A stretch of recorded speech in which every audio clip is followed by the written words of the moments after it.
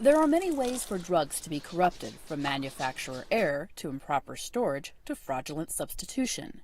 Notre Dame University chemistry professor Maria Lieberman hopes to give pharmacists in developing nations an easy way to detect contamination. The pad is a lab on paper.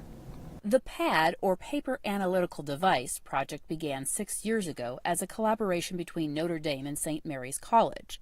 The simple invention replaces expensive machinery that might not be available in developing countries. The paper card allows testing of drugs at any stage of the distribution process. Each of the card's 12 lines is laced with a different chemical. When medicine is smeared across the lines and the card is soaked in water, a color change indicates whether the drug is safe. In addition to testing pharmaceuticals, Lieberman's team is developing cards that test lead, iodine, and even urine. Notre Dame graduate student Jamie Luther is working on a card to identify contaminants in milk. There's tests that are published for, people at home to mix chemicals to test their own milk.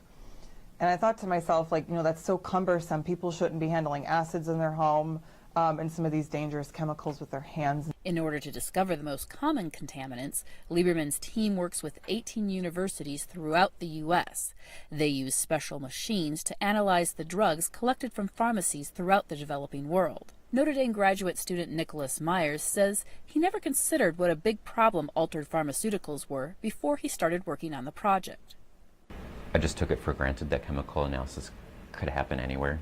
I guess I didn't know the extent to which low and middle income countries did not have the capacity to do chemical testing.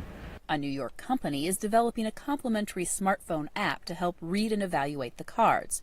Testers can take a photo with their phones and match it with the app database for almost instantaneous results.